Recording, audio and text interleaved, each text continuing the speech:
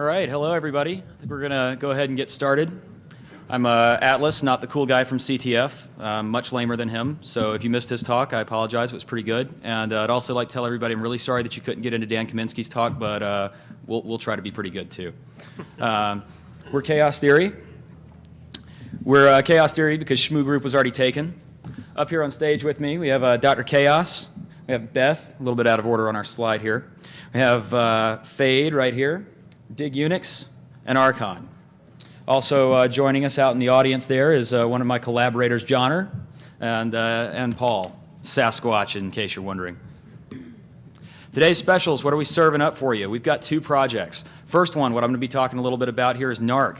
The whole idea here is we're going to transform the output of your scan data. We're not going to recreate scans. We're not going to be doing scans. We're not sniffing. Instead, we're going to take the output. In this case, we've got Nessus. We're hopefully going to have Nmap for you by the end of the week. The XML parsing and data normalization, we'll get to that. But tools to produce quantifiable, meaningful, and some hot-looking results.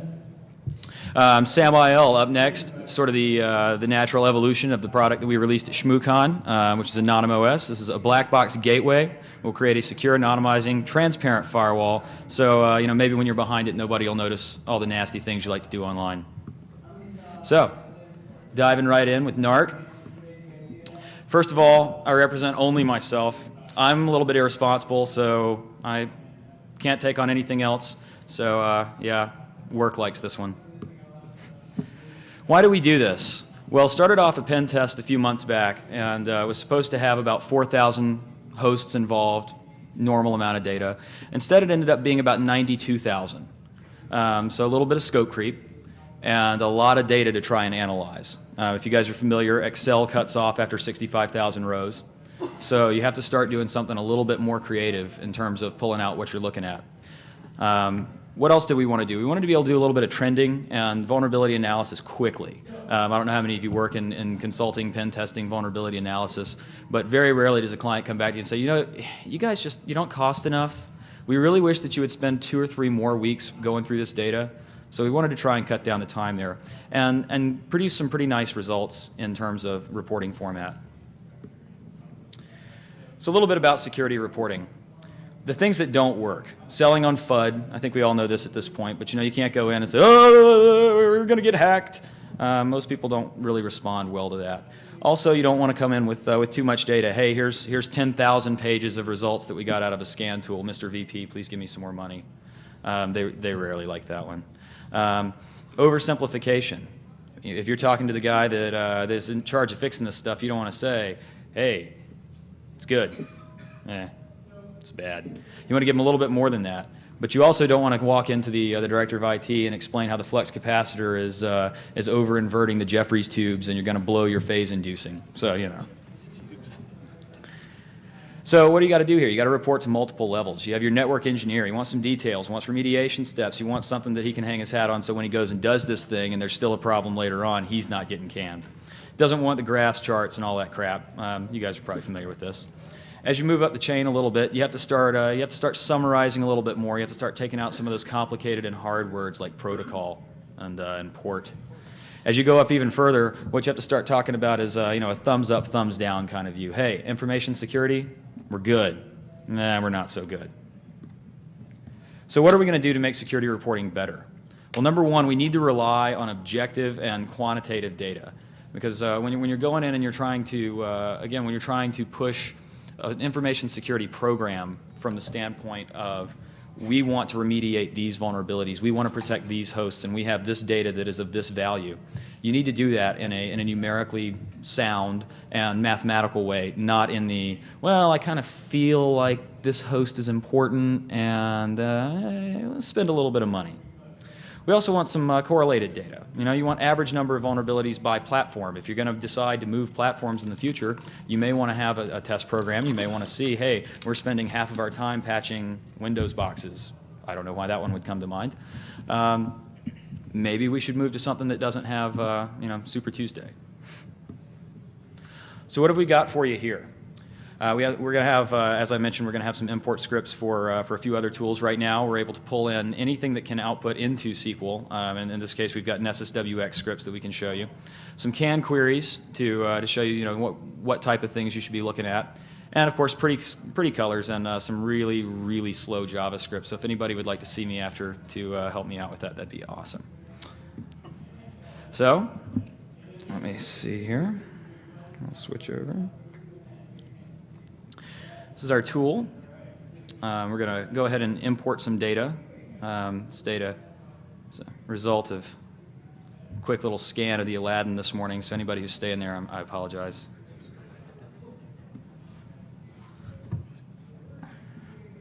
Alrighty. Let's come back around. And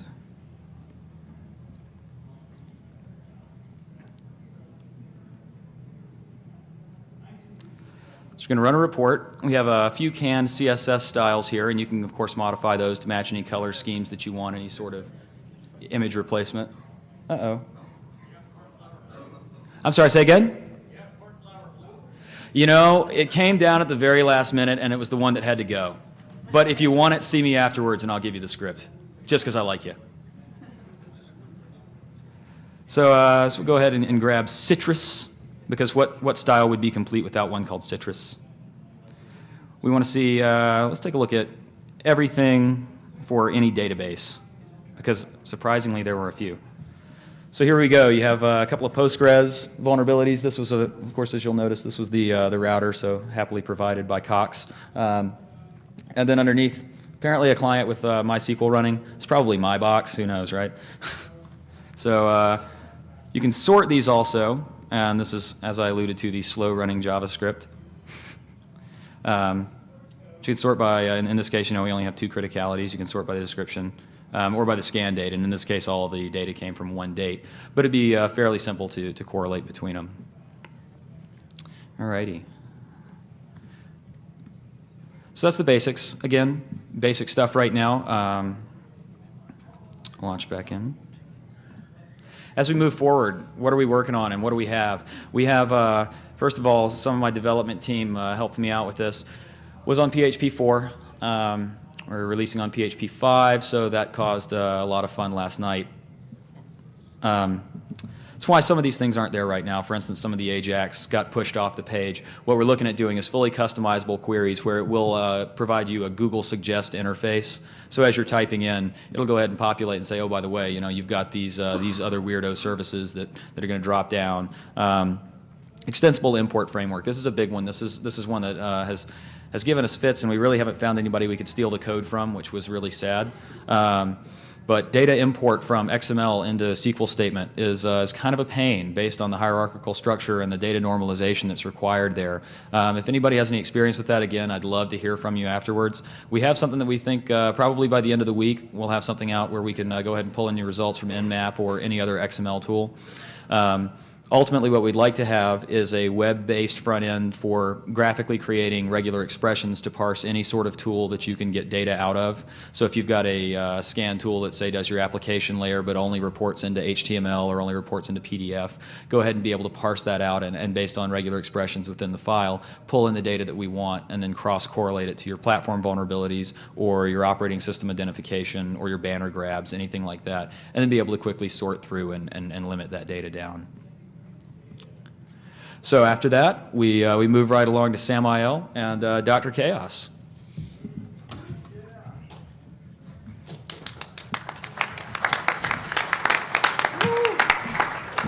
Thank you very much, Alice. All right, so without further ado, we will jump into SAMAEL, which is our new secure, anonymizing, megalomaniacal, autonomous encrypting Linux. So what I'm going to do, I'm going to talk a little bit about the history behind SAMAEL. We're going to talk about motivations, why we built it. We'll talk about what it does, how it works, and then show you as well a live demo of SAMAEL. In the process, we're also going to expose you to Chaos Theory's internal software development lifecycle. This begins with phase one, what we call the enthusiasm phase. A little bit of history here. First of all, in earlier this year, we actually introduced AnonymOS. And show of hands, how many here saw our presentation at ShmooCon? A moderate number of hands. How many here have used AnonymOS? Not bad. So, all right. January, we introduced AnonymOS, our first public release. We believe it's the world's coolest OpenBSD live CD. And then in April, we went to layer 1. The intention was to either release a maintenance build or documentation. We opted for documentation. So we exposed the build process for putting together your own AnonymOS. AnonymOS was cool. However, this is Defcon, and Defcon goers demand more. We don't do 0 days. Therefore, what we brought instead was SAMAEL.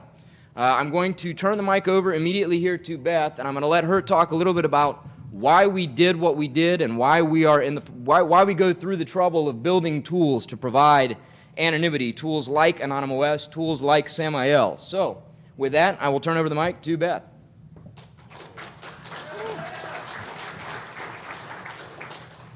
Okay, what motivates us? Well, unfortunately, in today's climate, there's plenty to motivate us. All your base are belong to the NSAT&T, anyone? Internet-facing small businesses need anonymity and security, but that's pretty hard for them to achieve. And online marketing, profiling, tracking data, they have it. Did they ask for it? I don't know. Okay, for those of you who don't pay attention to current events, I'm just going to go through a brief rundown. That'd be a... Ooh, excuse me. She got finger happy. I do. Go I back. get very happy fingers. Did any of you give your permission for your phone company to turn over your records to anyone? Nope. Oh. Why not? Gee. Damn. Weirdos. Yeah. Well, you and I are not the only ones who didn't know about this. No judges knew about this either. So, although this doesn't really relate to a secure anonymizing gateway per se, it gives me the idea that maybe there's other things that you, me, and judges don't know about. And this guy. If you don't know who this guy is, this is our Attorney General. And he is the one who refers to the Geneva Conventions as quaint.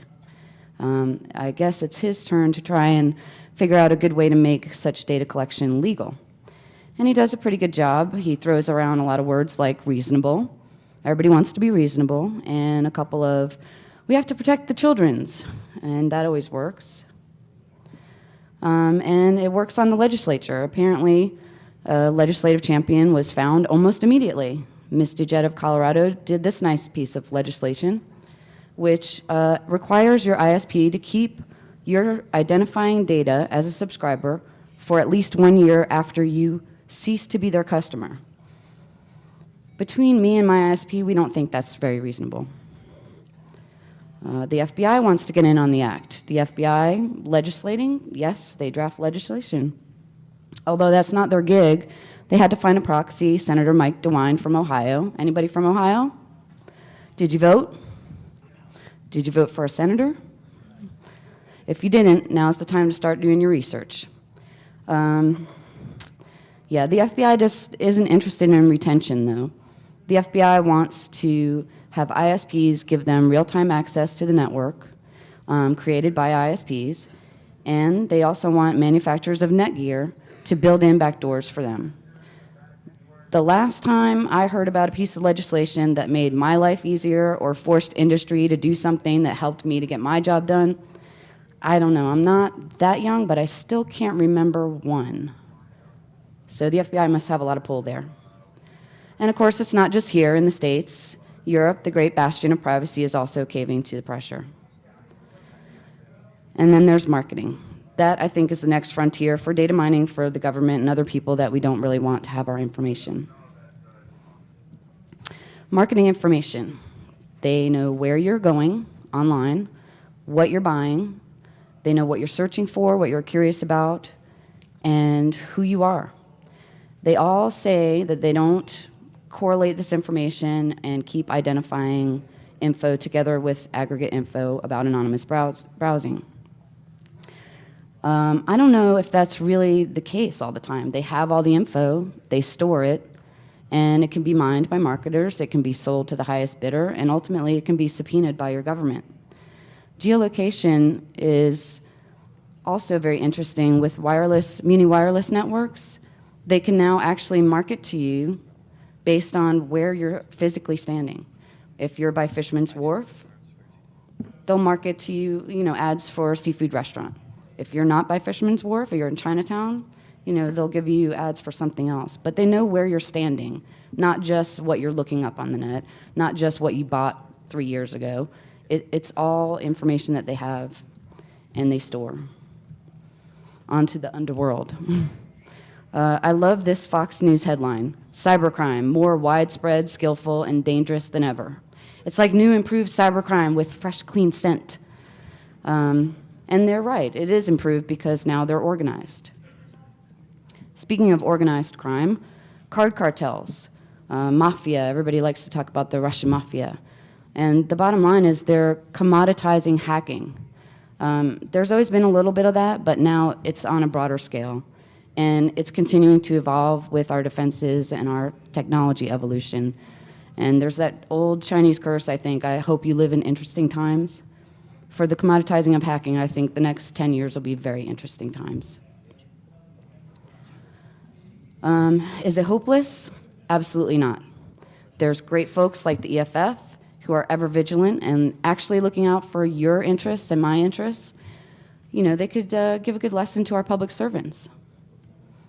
And they're not alone. They're not the only group. There's tons of them out there here in the States, online, broad groups, country-specific groups. If you look for them, you'll find them, and they're all doing really good work, and you should support them. There's also alternatives to the status quo. They've been around for a long time. They're not new. Anonymous remailers, tools like we're incorporating in our secure anonymizing, encrypting Linux. If you haven't heard of an anonymous remailer, by the way, if you're that young, go ahead, find out about them, and build something better. The alternatives are out there, and it's worth it to check them out. Oh, I like this too. The bottom line is the reason why Google Analytics, for example, has 2 different privacy policies, one for Europe and one for the United States, is because in Europe, they elected representatives who looked after their interests.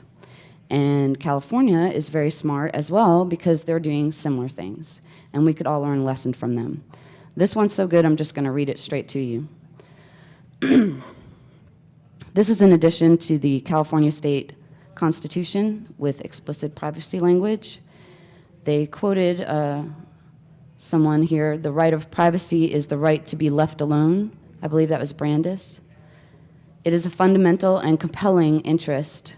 It protects our homes, our families, our thoughts, our emotions, our expressions, our personalities, our freedom of communion, and our freedom to associate with the people that we choose. It prevents government and business interests from collecting and stockpiling unnecessary information about us and from misusing information gathered for one purpose in order to serve other purposes or to embarrass us. I think they got it right. I'm going to turn it over to Dr. Kaos.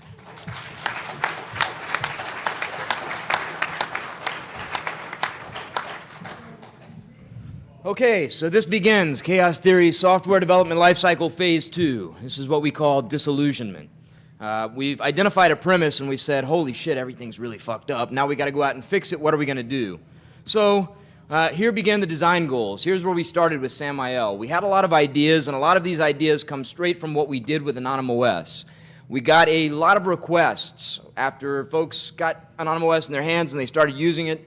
And one of the biggest requests we got was, hey, how can I run this in a context where I can have machines behind my AnonymOS box actually seeing the internet anonymously? So this is what we set out to build. So the drawing board, again, as per AnonymOS, our first incarnation, we wanted to design a system that was secure from the ground up. Again, if the box itself is not inherently secure, it's going to be hard to remain anonymous when people are rooting your box. We also want transparent anonymity, and transparency is key here because we want ease of use. Although SAMAEL may not be something your grandmother is going to use, we'd like to know that, hey, anybody who wants to can power up a box, pop in the CD, boot up, and essentially have the ability to hide what they're doing from anybody they don't feel should be privy to it. With that, we set out to architect this solution. Now, many of you may know we built AnonymOS on OpenBSD. There were a couple of reasons we opted not to go OpenBSD for SAMAEL. One of the most important reasons had to do with the final bullet point here. We wanted to make sure that we did not continue to put a significant burden on the Tor network. We released AnonymOS in January. We honestly expected, hey, we're going to have a couple hundred people in the room. If everybody tells 3 friends, we'll get, I don't know, 1,000, 1,500 downloads shortly after we release. Within 2 to 3 days, I think within 2 days, we were up to 170,000 downloads of AnonymOS, and we're currently sitting at around 300,000 downloads. Now, I don't know how many people are actually out there using AnonymOS on a day-to-day basis, but the bottom line is, giving that many people access to the Tor onion routing network without requiring them to operate Tor servers potentially creates a problem. So we said, hey, if we're going to do this and we're going to do it right, we need to run a Tor server as well. This was one of the primary justifications in using Linux, specifically Gentoo Linux, in that OpenBSD has issues that essentially prevent us from really operating a Tor server in the manner we'd want to. And I'll be happy to provide more information and links as to why towards the end of the presentation. So here's what we did. We said, hey, we're going to take a Linux box and a little bit of IP tables and netfilter magic. We decided we wanted to use Squid for local caching. Those of you that have used Tor know that it is not always the fastest means to browse, check your mail, and chat with your friends. We're using Privoxy primarily for defense in depth. Privoxy and Tor really gained a relationship because of tools that leaked DNS requests. We don't or won't have that problem in SAMAEL because of the design of the OS, but nonetheless, Privoxy provides a few things that we wouldn't otherwise get if we weren't using it, and I'll go into more detail shortly. We're using a tool called Transproxy Tor.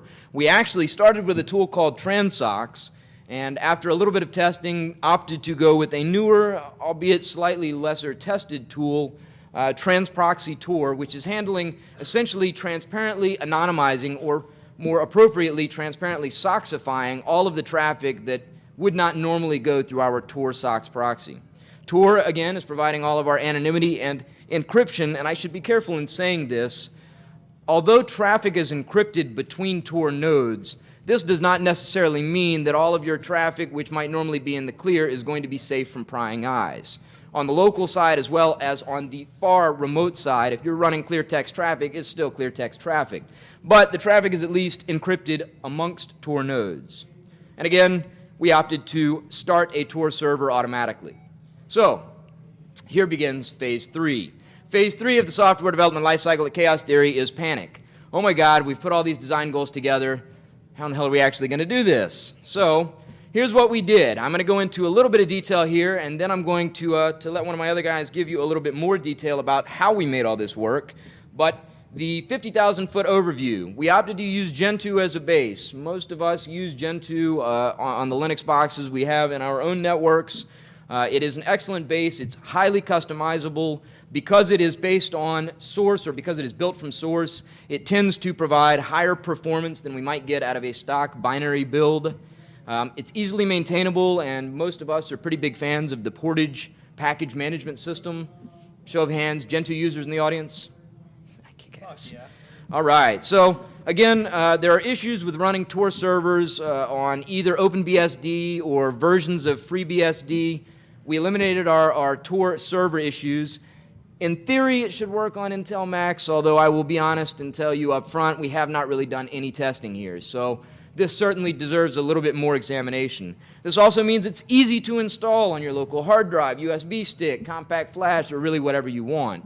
Again, with AnonymOS, we didn't provide a mechanism for installing it to your own box automatically. We wanted to overcome that with SAMAEL. Again, we use IP tables and netfilter default firewalling mechanisms in Linux. This provides not only our firewall functionality, again, bearing in mind that this is an anonymizing gateway, it's potentially going to sit at the front of your network in front of all of the other devices, so it needs to function like any other good, solid enterprise firewall would. So we're handling firewalling functionality. We're also using netfilter to force traffic into our transparent proxies. or into our soxifying proxies. In this case, we're doing it with essentially three components: SQUID, you'll see more in a moment, DNS proxy Tor, and trans proxy Tor. And finally, NetFilter is widely used and understood. It's also easy to customize, extend, or update. So you can take our rules and play with them to your heart's content, add, remove, delete as you see fit. SQUID. There was a little bit of an internal debate about using SQUID, and we decided to go ahead and do it because the bottom line, you don't want it, you can turn it off. SQUID does provide transparent web proxying. That's the first piece, so that's nice. We don't have to worry about configuring any of the clients behind SAMAEL. We want to plug them into the network, let them get an IP, and go about their business without having to set browser proxy settings or SOX proxies in their game clients, etc. So we get transparent proxying through SQUID. We also get caching, both good and bad. From a performance perspective, caching is good. How much it will help with your browsing really depends on your individual network and what your users are doing. However, in addition to improving performance, it also stands to reduce overall anonymity.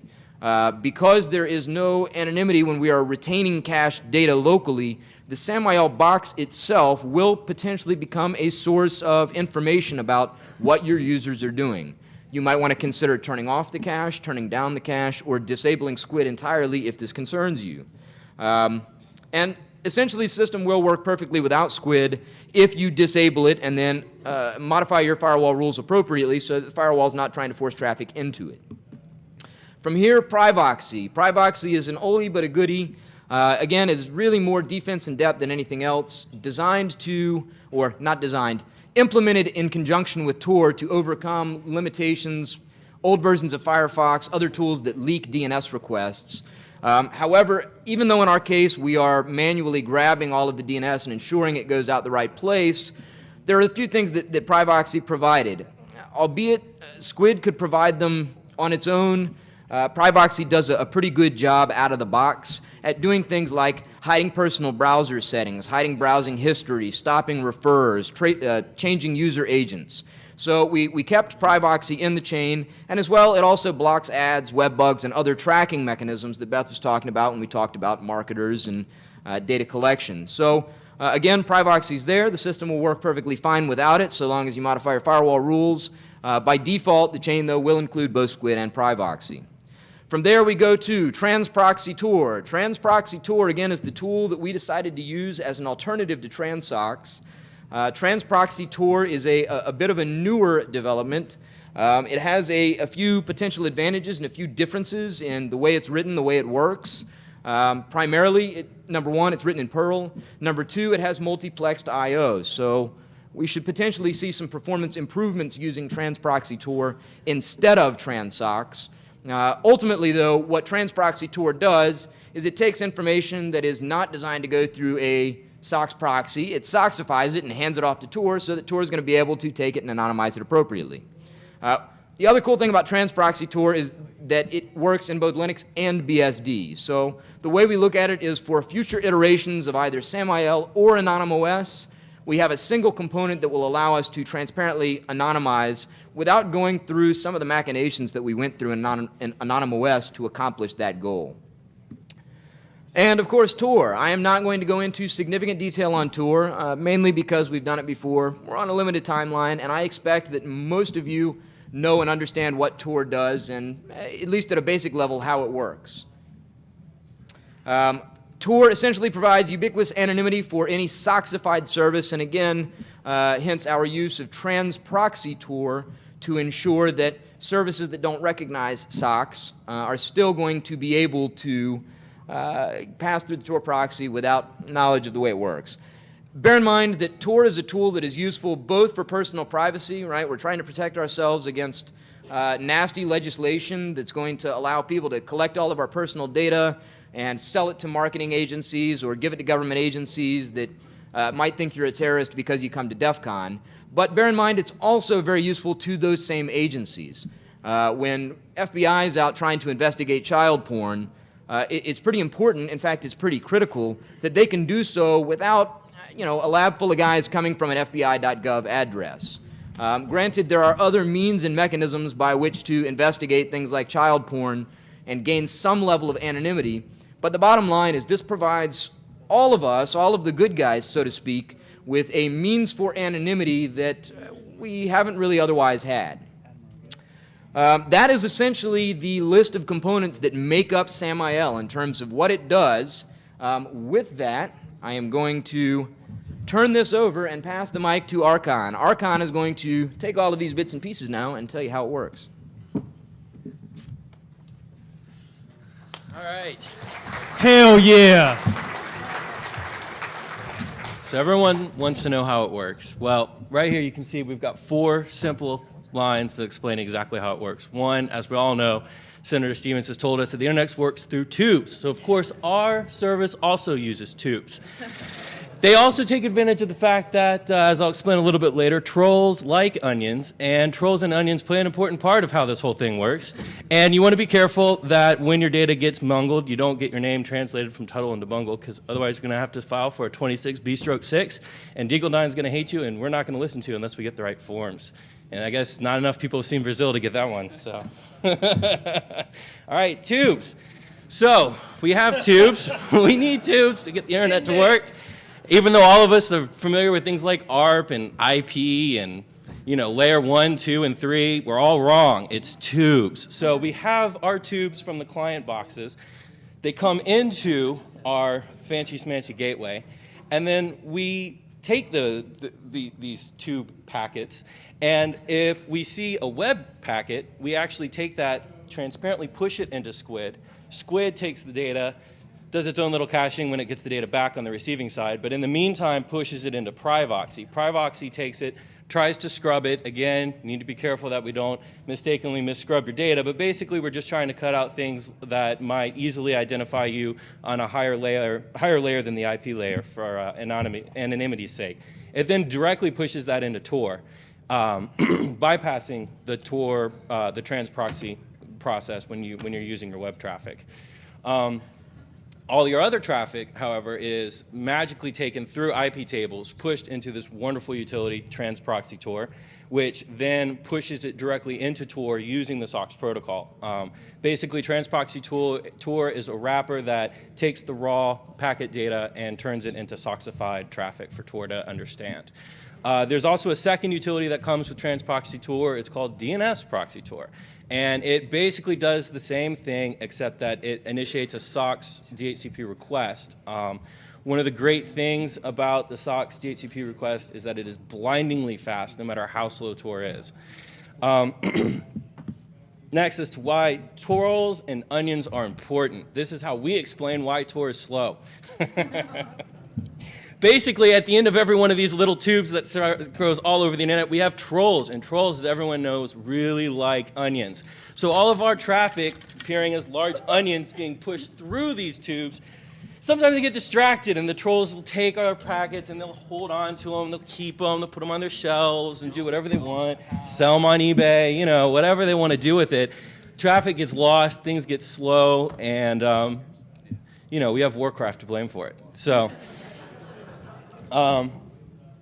Here's a nice graphical explanation of what I'm trying to describe to you here. And basically, excuse me, the magic that happens is all through transproxy Tor, we have to confess. That is our secret, really. That and some IP chains, IP tables rules is where the good stuff comes in.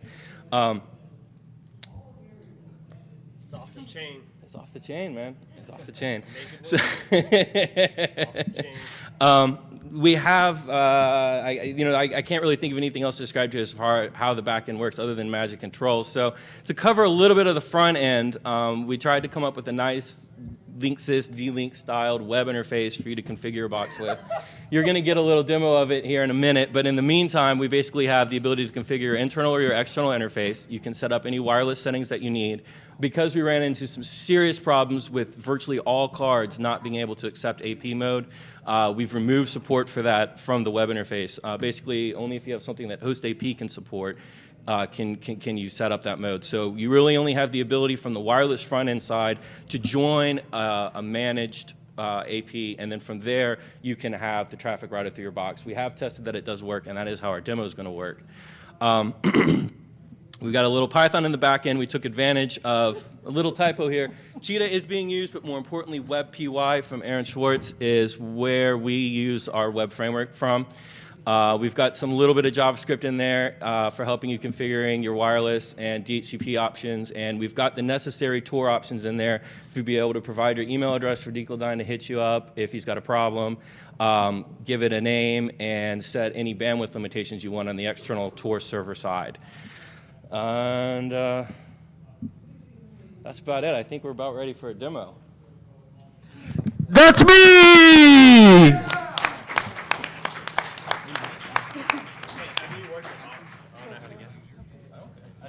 What's up, everybody? This is a Mac. I don't know how to work this. I'll get my own.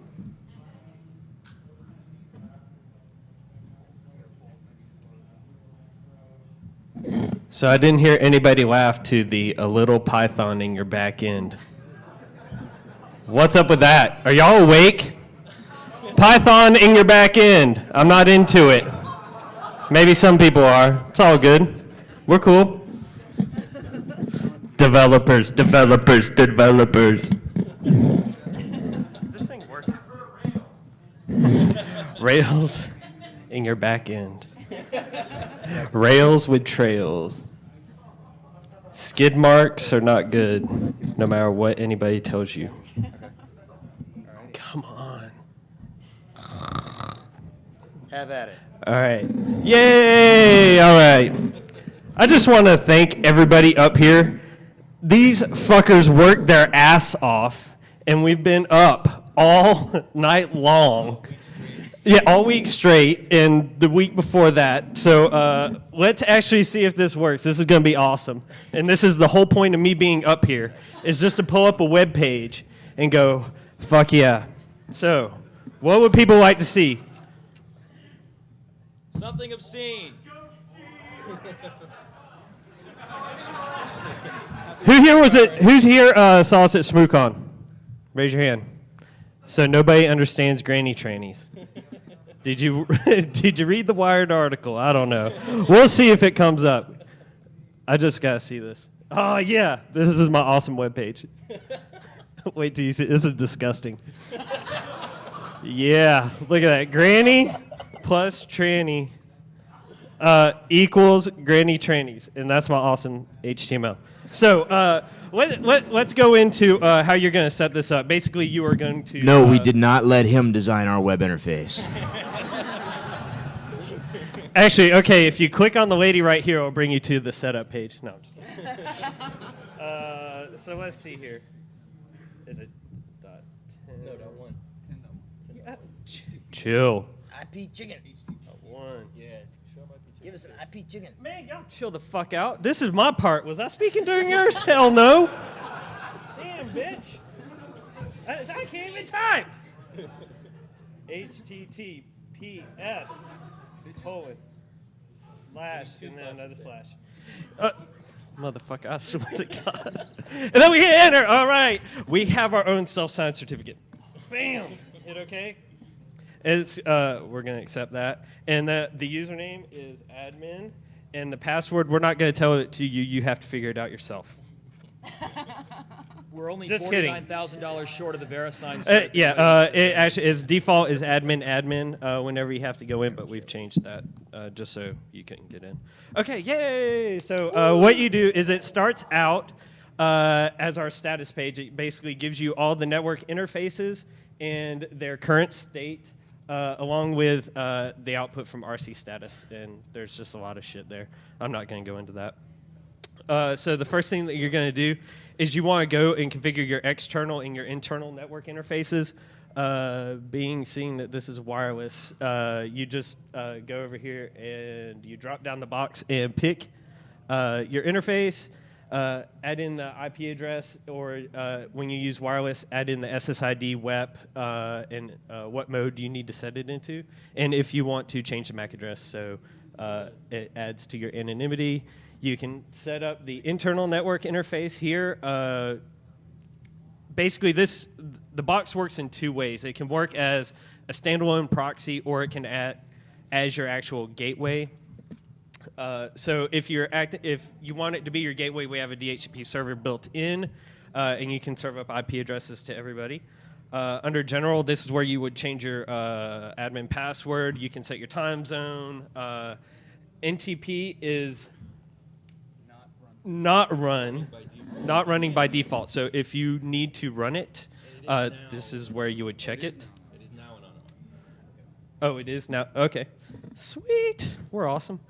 You can turn on SSH if you need to get to the box from the internal interface, and export logs.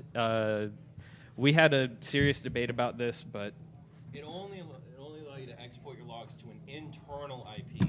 Yeah, damn, If you haven't specified your internal network, you won't be able to set that, and you will only be able to do it based on what the network for your internal network. You will not be able to push it over Tor. yeah. Okay, so now we click on Tor, and this is where you would put your the Tor virtual network. Basically, we have it set up default, and this is basically where IP chains. Yeah, This- I didn't think about that. Basically, what happens is, if lied. anyone's used Tor before, they're familiar that there's these .onion addresses. You can have anonymized services running.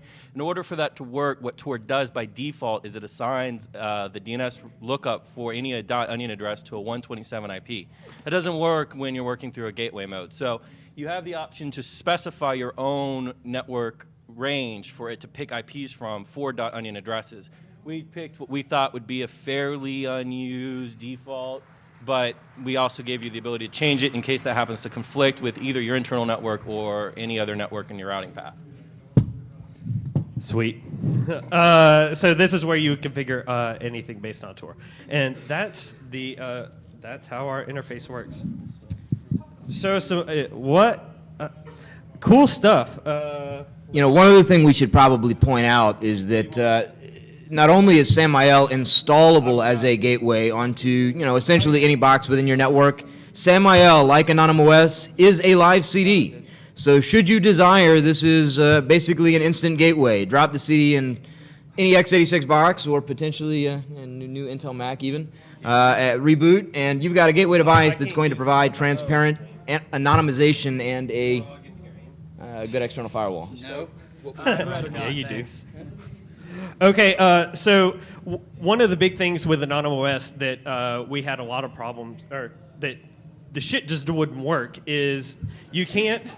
Flash wasn't there. You can't look at any type of streaming media. So basically, you could just take your whole machine and whatever you can do on your machine, we're gonna push this shit through the gateway, and you can use it. You know what I'm saying? Minus ICMP and UDP. ICMP and UDP. So no playing games, tough shit. That's whatever. Fuck that. Whatever. Okay, this guy's coming out of the closet and he can't believe it. So we're gonna click on that. Flash games. There was this one cool one that I saw earlier. Man, fuck. Where's it at? IP chicken. Yeah. Fuck. Hell yeah. Show us the damn What IP up? chicken. What up? IP chicken. Y'all use that? Raise hand. Woo! IP chicken's awesome. So basically what this is going to do is it's going to tell you your external IP. Since we are going through Tor, it's going to give us something that is totally not us. It's an exit node on the Tor network. So it's saying that we're coming out of some university .pl. Does anybody know where Poland. Poland. So we're using a Polish university. We mask all browsers to make the user agent looks like it's a Windows XP box running Firefox 1.5.0.2. So All completely customizable through Privoxy's default config engine. So if you've used Privoxy before, you can change your user agent and your browser refer strings, etc., directly from the Privoxy interface. right. Yeah, if you need to change anything that we didn't give you an interface for, man that shit and figure it out yourself. Seriously, read the fucking manual. Damn, do something. We did. We did most of the damn work. Come on. So all right. YouTube, what is this fucker doing? On it. It's probably not playing yet. No. So Flash games. Wow, what's that? What's that cool? Oh, we're at google.au. Fuck it, man. Addicting games. I'm addicted. This is some bullshit. Stingrays. I haven't tested this. This is awesome. I've got 10 minutes. That's what he's telling me. What'd you say? Yeah. Kitten can't. I don't even know what that is. I don't know how to. That looks good. Has this guy started loading yet? He's like Kevin. Very slow. Oh yeah. You can't hear him. People, t-shirt, swag. Yes. I can hear him. He's saying, "Look at me. Look at my lip." I'm gonna do it again. Oh, go back. Hey, what's happening? Pull a toothpick out my mouth, stick it in my lip. All right, so anyway, man, you guys get the gist. This shit works. It's awesome. Hey, how do I go back to presentation mode? Press view slideshow, I think. View. Slideshow, start. Slideshow. But we can't get slideshows. Oh, hey, where? Slideshow. Yay! Okay, hold on. Let me us do this real quick. All right. So you've seen all this.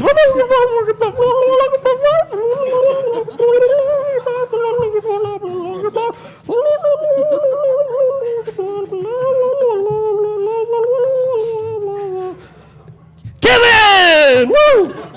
All right, so the fourth, is this the final phase?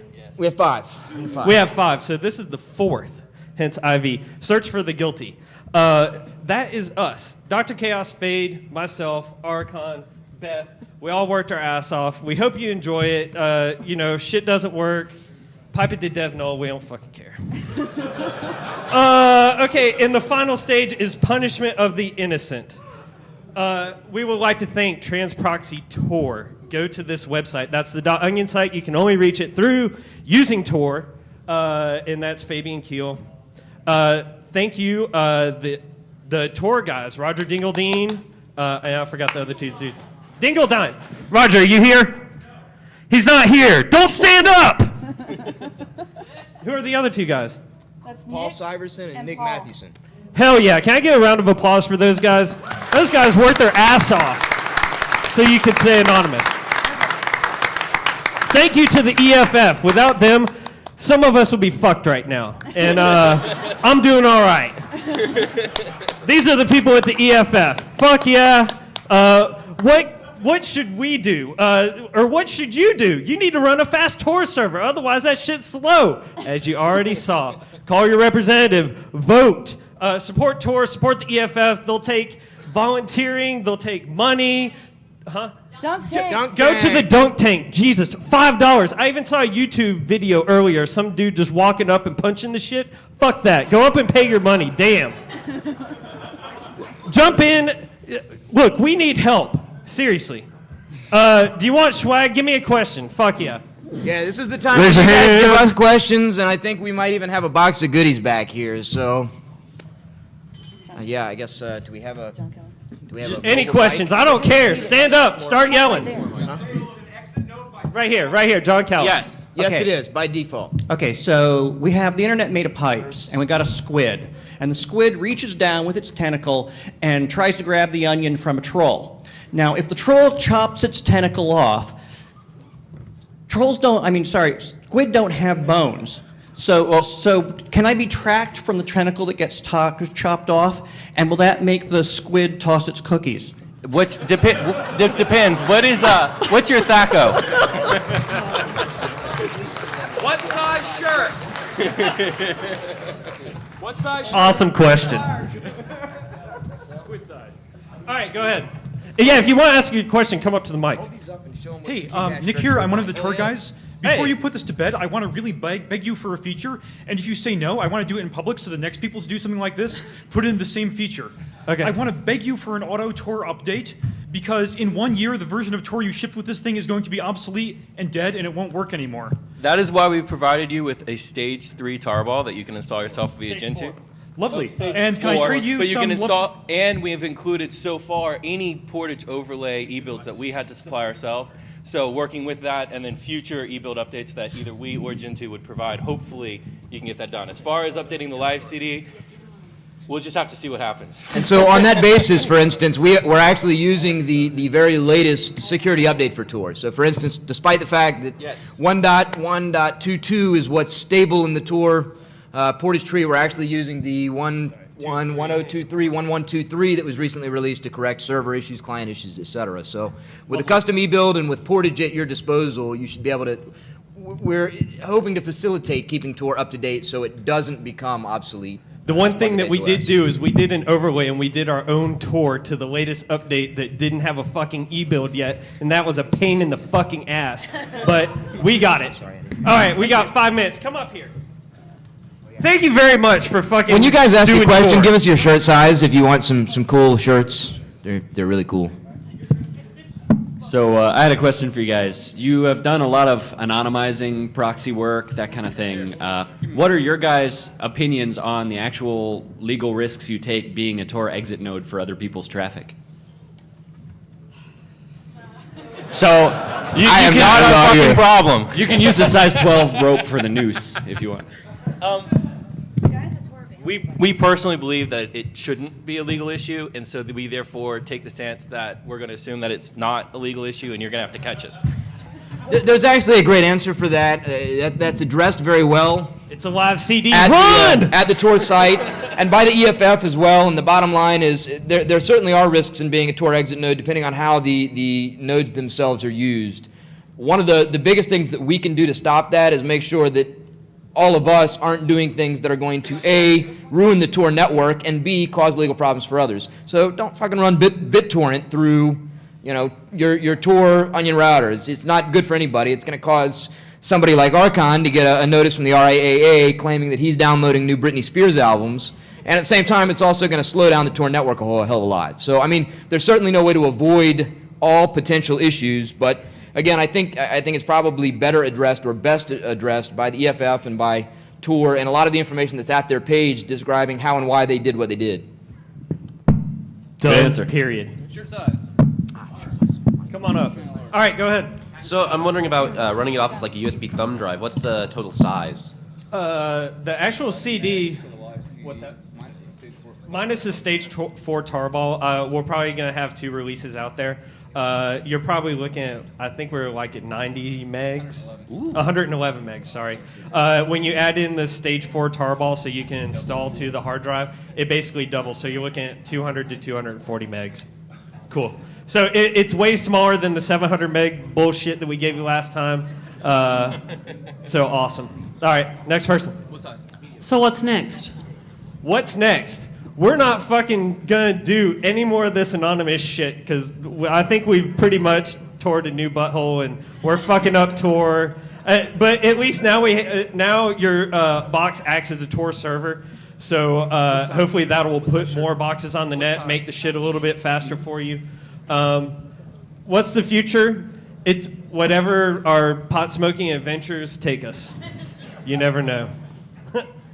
Just a comment on the squid, you can set it to not cache or set it to delete the cache whenever you want. Turn cache off. Fuck it. Just turn it off if you don't want it. And in addition to that, as we've recently found out, for people who run Squid, there are actually a lot of websites that don't work well because of Squid, and there could be other motivations for not, for just disabling Squid yourself. Such as, I got to get my fucking Hotmail. Duh. But that being said, it really does improve the performance of Tor. Dude, I'm a fucking badass at hotmail.com. Fucking try. It's all good. Just a quick question. Yes. Did you include NARC on the live CD for SAMAEL? No, NARC is not included. It's a SourceForge project. Okay. So yes. I need somebody to fucking stump me. Give me something good. Give us a stumper. Give me I did something at Layer 1 that seemed to go over real well. What happened is I ran out of money and didn't have the ability to go out and buy T-shirts for swag. So at Layer 1, I went out and picked up a 6-pack of Guinness and gave away Guinness for questions. Everybody seemed to like that. In fact, they liked it more than our fucking shirts. But we got we're fucking all here. Jack. We're all in from Atlanta, so Dirty South represent. All right, we need go. a good question. Fucking quick. Do it. Stop us. Okay, has anyone running a Tor or exit point ever been subpoenaed for whatever information on the server? Yeah, I'm sure they have. Roger and them have lots of information on their site. That's not our gig.